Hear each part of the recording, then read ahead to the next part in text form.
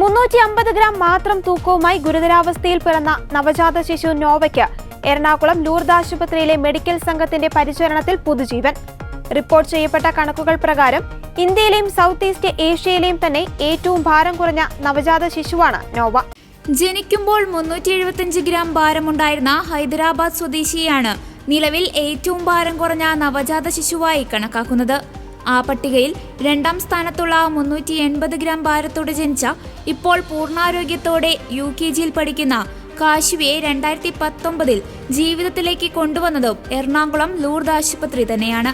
നവജാത ശിശുരോഗ വിദഗ്ധൻ ഡോക്ടർ റോജോ ജോയുടെ നേതൃത്വത്തിൽ 100 ദിവസത്തിലധികം നീണ്ട നൂതനവും അതിസങ്കീർണവുമായ ചികിത്സയിലൂടെയാണ് കുഞ്ഞു നോവയുടെ ജീവൻ സാധാരണ നിലയിൽ എത്തിച്ചത്. ഏതൊരു നവജാത ശിശുവിന്റെയും അതിജീവനത്തിന് കുറഞ്ഞത് 24 ആഴ്ചയെങ്കിലും അമ്മയുടെ ഉദരത്തിൽ വെച്ച് വളർച്ച പ്രാപിക്കേണ്ടത് അത്യാവശ്യമാണ്. എന്നാൽ നോവയുടെ കാര്യത്തിൽ നവജാത ശിശു വിദഗ്ധർ അഭിമുഖീകരിച്ച പ്രധാനപ്പെട്ട 3 വെല്ലുവിളികളിൽ ഒന്ന് ശിശുവിന്റെ അതിജീവനത്തിനാവശ്യമായ കുറഞ്ഞ വളർച്ച പോലും എത്താതെ 23ാമത്തെ ആഴ്ചയിലായിരുന്നു ജനനം എന്നതാണ്. കൂടാതെ ജനിക്കുന്ന സമയത്ത് നോവയുടെ അമ്മയായ സുജിഷയ്ക്ക് അണുബാധ ഉണ്ടായിരുന്നതും ഇത് കുഞ്ഞിലേക്കും ബാധിക്കാനുള്ള സാധ്യത വളരെ കൂടുതലായിരുന്നതും കുഞ്ഞിന്റെ ഭാരം വളരെ കുറവായിരുന്നു എന്നതുമാണ് മറ്റു പ്രധാന വെല്ലുവിളികൾ.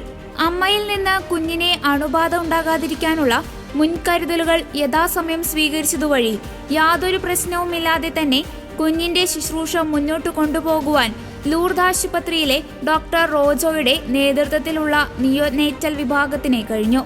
പൂർണ്ണ വളർച്ച എത്താതിരുന്നതിനാൽ കുഞ്ഞിന്റെ എല്ലാ അവയവങ്ങളുടെയും വളർച്ചയും കുറവായിരുന്നു. ആയതിനാൽ ജനിച്ച ഉടനെ കുഞ്ഞിന്റെ ജീവൻ നിലനിർത്തുന്നതിനായി ലേബർ റൂമിൽ വെച്ച് തന്നെ കുഞ്ഞിനെ കൃത്രിമ ശ്വാസം നൽകി. പിന്നീട് 1 മാസത്തോളം NICUവിൽ വെന്റിലേറ്റർ സഹായത്തോടെ കൃത്രിമ ശ്വാസോച്ഛ്വാസം തുടരുകയും ചെയ്തു. അതിനുശേഷം കുഞ്ഞിനെ അത്യാധുനിക നോൺ ഇൻവേസീവ് വെന്റിലേറ്റർ സംവിധാനത്തിലേക്ക് മാറ്റി. കുഞ്ഞിനെ point of care echocardiogram, neurosonogram എന്നിവ ചെയ്യുകയും ഹൃദയമിടിപ്പ് കുറവായതിനാൽ അത് നിലനിർത്തുന്നതിന് ആവശ്യമായ മരുന്നുകളും നൽകേണ്ടി വന്നു. കുഞ്ഞെ അമ്മയുടെ ഗർഭപാത്രത്തിലായിരിക്കുമ്പോൾ ഉണ്ടാവേണ്ട വളർച്ച പുറം ലോകത്ത് വളരുമ്പോഴും ലഭിക്കുവാൻ തുടക്കത്തിൽ ടോട്ടൽ പാരാന്റൈൽ ന്യൂട്രീഷൻ, ഗ്ലൂക്കോസും പ്രോട്ടീനും ലിക്വിഡ്സും നൽകി.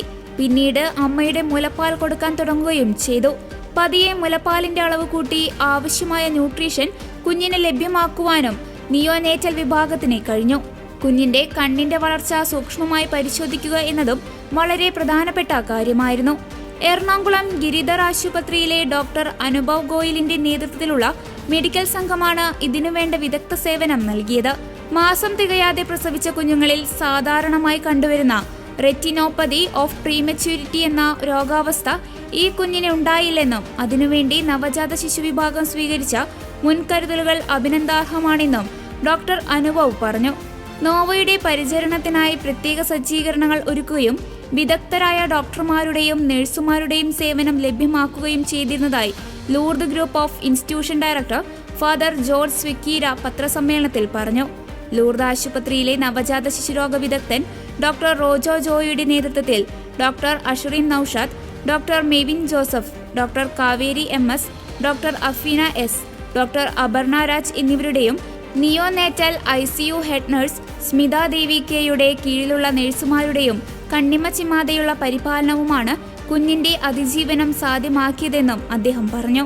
കുഞ്ഞിന്റെ അതിജീവനം സാധ്യമാക്കിയ ഡോക്ടർ റോജോ ജോയുടെ നേതൃത്വത്തിലുള്ള ഡോക്ടർമാർക്കും നഴ്സുമാർക്കും ലൂർദ് ഹോസ്പിറ്റൽ മാനേജ്മെന്റിനും പ്രതിസന്ധി ഘട്ടത്തിൽ സാമ്പത്തികമായി സഹായിച്ചവർക്കും കുട്ടിയുടെ കുടുംബം നന്ദിയും പ്രാർത്ഥനയും അർപ്പിക്കുകയും ചെയ്തു.